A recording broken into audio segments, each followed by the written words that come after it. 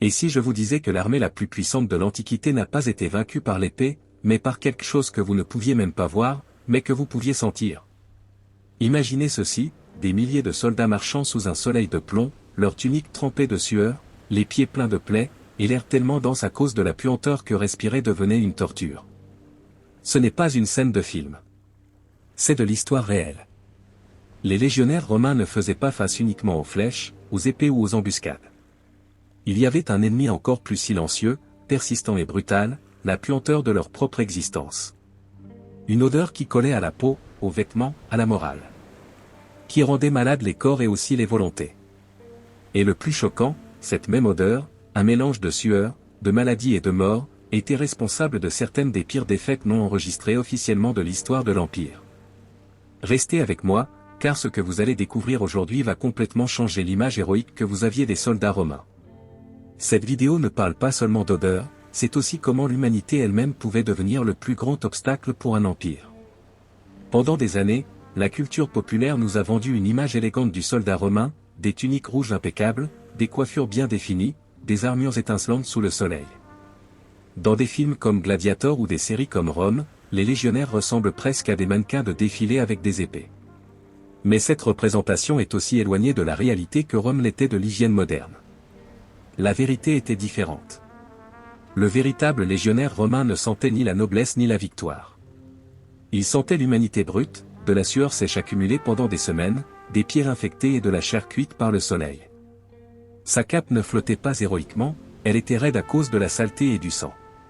Ses sandales, ouvertes, permettaient à la boue, aux excréments des animaux et aux parasites de faire la fête sur leurs pieds fendillés.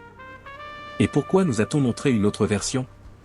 Parce que le cinéma a besoin de héros. Et la puanteur ne se vend pas. Mais ignorer ce côté humain, c'est enlever le mérite de ce qu'ils enduraient réellement. Ce que faisaient ces hommes n'était pas juste se battre, c'était survivre dans un environnement qui les dévorait de l'intérieur, jour après jour. Pas de douche, pas de repos, pas de soulagement. Et voici ma question pour vous.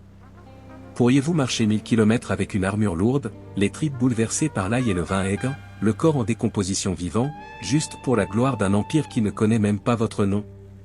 Être légionnaire romain n'était pas un exploit glorieux. C'était une condamnation volontaire à la souffrance. Chaque journée commençait avant l'aube et s'étendait pendant des heures interminables de marche. Les soldats transportaient entre 30 et 40 kilos d'équipement, boucliers, épées, lances, outils, rations et parfois même du bois pour construire le prochain camp. Le tout sous le poids d'un soleil impitoyable, sans ombre, sans trêve. L'uniforme n'aidait pas non plus. Ils portaient des tuniques épaisses en laine ou en lin qui, trempées de sueur, collaient à leur corps comme une seconde peau. Pendant la journée, elles s'imprégnaient, pendant la nuit, elles se refroidissaient. Cette humidité constante au contact de la peau causait des irritations, des champignons et des maladies dermatologiques impossibles à traiter en campagne. Et les sandales? En cuir ouvert, idéal pour que la terre chaude, l'urine des animaux et la saleté se coincent entre leurs orteils. Ajoutez à cela la poussière des chemins. Ils marchaient sur des sentiers secs, soulevant des nuages de terre qui se mélangeaient à leur sueur et se collaient à leur peau comme de la boue.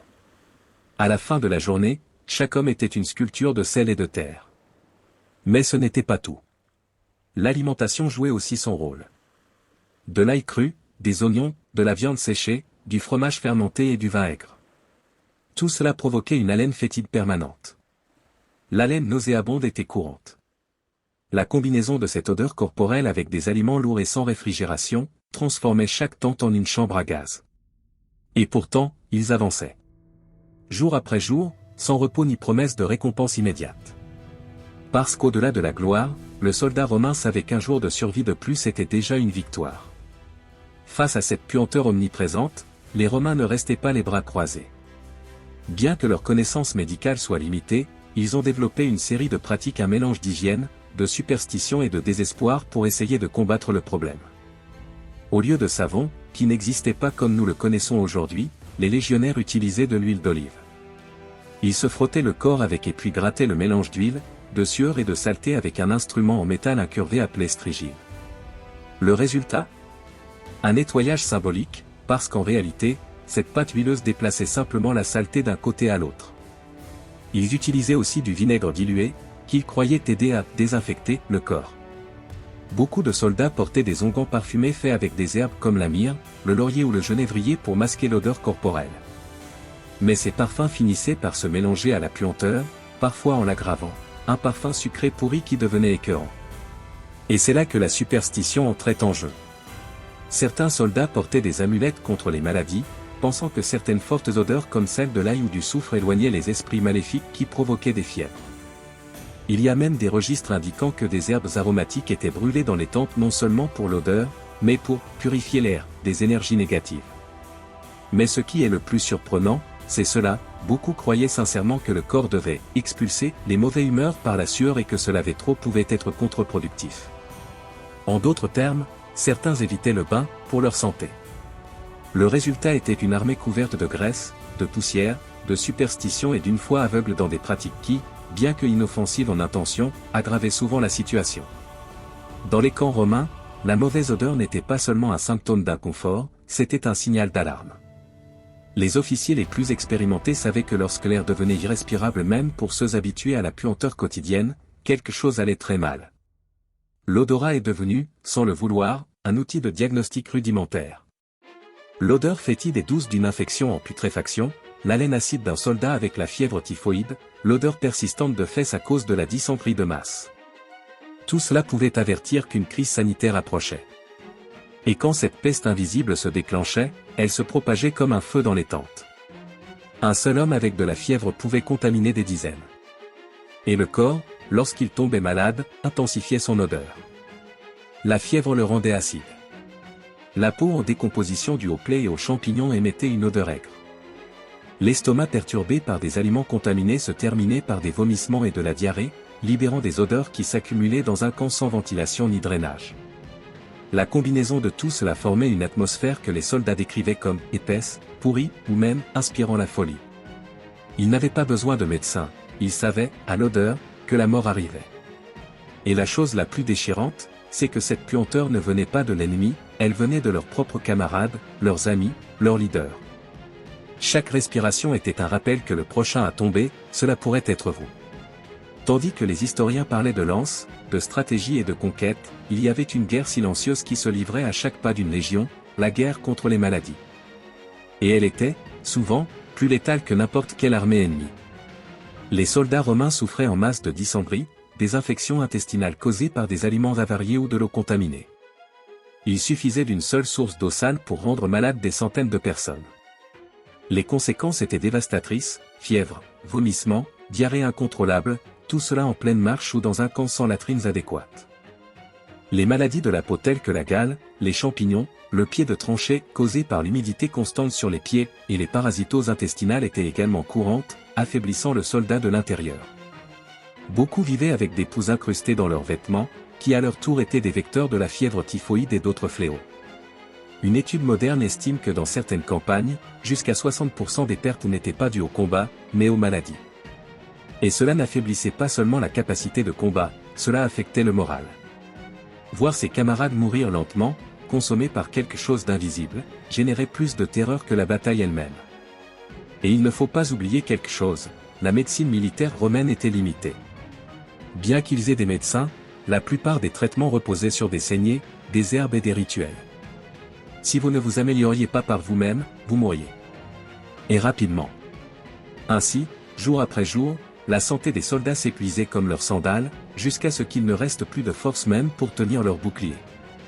Rome n'a pas conquis la moitié du monde uniquement avec des épées. Elle l'a fait aussi grâce à une obsession maladive pour l'ordre, la discipline et la planification. Même face à des ennemis invisibles comme les maladies, l'Empire répondait par une organisation militaire. Chaque légion savait exactement comment monter un camp, castrum, et ce design n'était pas aléatoire. Il suivait des plans stricts où les zones de repos, les cuisines, les écuries, les latrines et même les dépôts de déchets étaient soigneusement séparés. Tout était stratégiquement orienté en fonction du vent, du soleil et de l'accès à l'eau. Cette tâche n'était pas attribuée à n'importe quel soldat. Les métatores, une classe de spécialistes au sein de l'armée, étaient responsables de mesurer, évaluer et choisir le terrain le plus approprié. Ils analysaient la pente du sol, la présence de sources d'eau et la facilité d'évacuation des déchets. À une époque sans carte, sans satellite, sans laboratoire, ils étaient la première ligne de défense contre les épidémies. Et il y avait aussi le rôle de la discipline. Chaque soldat avait des ordres stricts sur où faire ses besoins, comment éliminer les déchets et quand purger ses affaires. Bien qu'il n'y ait pas de toilettes, l'utilisation de serviettes humides, de grattoirs, strigiles, et de changements minimes de vêtements à des jours spécifiques était encouragée. Rome a même codifié ces règles. Des documents comme le de Munitionibus Castrorum expliquaient, avec une précision presque obsessionnelle, comment un camp devait être construit et entretenu. Pas pour l'esthétique, mais parce qu'ils savaient qu'un camp mal organisé pouvait tuer plus de soldats qu'une embuscade nocturne. Et pourtant, malgré ces efforts, Rome a aussi découvert quelque chose d'inconfortable, qu'on ne peut pas tout contrôler. Car aux marges de l'Empire, dans des jungles, des marais ou des déserts, la logique romaine se heurtait à une nature chaotique et brutale. L'un des épisodes les plus illustratifs de cette lutte contre l'ennemi invisible se produisit lors du siège de Carthage, pendant la Troisième Guerre punique, vers 149 avenue Jésus-Christ. Les troupes romaines, dirigées par Scipion Émilien, affrontaient une ville fortifiée, mais aussi quelque chose de beaucoup plus létal, l'environnement qui les entourait. Selon l'historien Appien, le manque de prévoyance et l'eau stagnante près du camp romain provoquèrent une épidémie massive. La combinaison d'humidité, de chaleur africaine, de restes organiques et d'eau putride créa un terreau parfait pour les maladies. La dysenterie se propagea parmi les soldats comme un feu silencieux. La situation devint si critique que non seulement les hommes mouraient quotidiennement, mais les soldats en bonne santé commençaient à refuser de dormir près des malades. Le moral tomba, et la hiérarchie commença à se fracturer par la peur de la contagion. Pas à cause de l'ennemi carthaginois, mais à cause de la puanteur qui émanait de l'intérieur du camp. Scipion, avec sa discipline habituelle, réorganisa tout le camp. Il déplaça les malades, draina les zones contaminées et imposa un contrôle strict de l'hygiène. Ce n'est qu'ainsi qu'il put contenir le désastre. Cet épisode ne figure pas dans les représentations héroïques de l'histoire romaine, mais il changea la manière dont Rome affrontait les sièges à l'avenir. Parce qu'après Carthage, ils comprirent quelque chose d'essentiel. Il ne suffit pas de vaincre l'ennemi sur le mur, il faut survivre au terrain sur lequel on se bat. Peu importe combien Rome s'efforçait de contrôler chaque détail, de la position du soleil à la taille exacte d'une tente, il y avait un ennemi qui échappait à toute stratégie, la nature. Les campagnes dans des régions hostiles, comme la Germanie, la Bretagne ou le nord de l'Afrique, défiaient même les légions les plus disciplinées. Le climat jouait contre eux, pluies éternelles, chaleur étouffante, marais insalubres, régions sans source d'eau potable. Dans certains endroits, les troupes tombaient malades avant même de voir l'ennemi. Un exemple brutal fut la campagne en Germanie en 9 AP Jésus-Christ, lorsque 3 légions furent anéanties dans la forêt de Teutoburg. Mais ce qui est oublié, c'est que beaucoup de soldats étaient déjà affaiblis par la diarrhée, la fièvre et l'épuisement physique avant le combat. L'embuscade germanique fut le coup fatal, mais l'usure avait été provoquée par l'environnement. Et il ne s'agissait pas seulement de corps. L'environnement affectait l'esprit. Dormir sur de la boue, entouré de bruits étranges, l'estomac en tourmente et le corps couvert de plaies, c'était une forme de torture lente. La morale se délitait comme les bandages humides sur les pieds infectés. Rome pouvait construire des routes, des aqueducs et des forteresses. Mais elle ne pouvait pas assécher un marécage en Bretagne ni arrêter les moustiques du Nil. Dans ces endroits, la géographie devenait une tactique ennemie. Et la mort arrivait sans prévenir, non pas avec des lances, mais avec de la fièvre, de la puanteur et du silence. Pendant des siècles, le récit dominant sur Rome s'est concentré sur sa gloire, son architecture, ses conquêtes, ses empereurs. Mais ce qui est rarement mentionné dans les manuels scolaires ou sur les statuts, c'est que l'Empire sentait aussi la pourriture. Les chroniqueurs officiels, comme Tite Live ou Suétone, préféraient parler de batailles et de discours héroïques.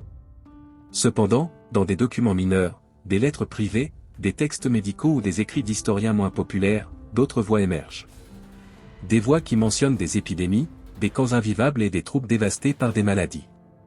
Et pourquoi cela a-t-il été omis? Parce que la puanteur, la diarrhée, les poux et le pus ne s'intègrent pas bien dans la légende d'une civilisation grandiose. Admettre que Rome pouvait tomber sans croiser l'épée, simplement à cause d'un ruisseau contaminé ou d'un soldat fiévreux, était un coup porté à l'image de l'Empire éternel. Mais ignorer cet héritage invisible, c'est trahir la vérité. Car là, dans la chair pourrie d'un légionnaire oublié, Rome vivait aussi. Dans chaque soldat qui a marché trempé de sueur, qui est mort sans gloire dans une tente infectée, il y a une partie de l'histoire que le marbre n'a pas su sculpter. Et peut-être qu'en récupérant ce côté caché, nous ne diminuons pas Rome, mais nous la rendons plus humaine. Plus réelle. Plus proche de nous. Au final, Rome n'est pas tombée seulement à cause des invasions barbares, de la corruption politique ou d'une économie effondrée. Tout au long de son histoire, elle a été vaincue plusieurs fois par quelque chose de beaucoup plus intime et silencieux, sa propre fragilité humaine. Cette puanteur dont nous parlons n'était pas seulement un mélange de sueur, de sang et de maladie. C'était l'odeur de la résistance, de l'effort constant, du déclin inévitable. C'était le prix payé par des milliers d'hommes anonymes pour maintenir un rêve impérial debout, un rêve qui ne les souviendrait jamais par leur nom. Et bien qu'aujourd'hui nous ne puissions pas sentir ce qu'ils ont senti, peut-être pouvons-nous le comprendre. Car dans cette pourriture oubliée, il y a une vérité puissante, il n'y a pas de gloire sans sacrifice. Il n'y a pas d'empire sans corps usés. Il n'y a pas d'histoire sans ceux qui l'ont vécu depuis la boue. Qu'en pensez-vous? Pensez-vous que l'histoire devrait raconter davantage cette partie invisible des guerres? Laissez-nous votre commentaire. Et si cette vidéo vous a semblé révélatrice, abonnez-vous et partagez-la. Car il reste encore de nombreuses vérités cachées de l'Antiquité, attendant d'être racontées.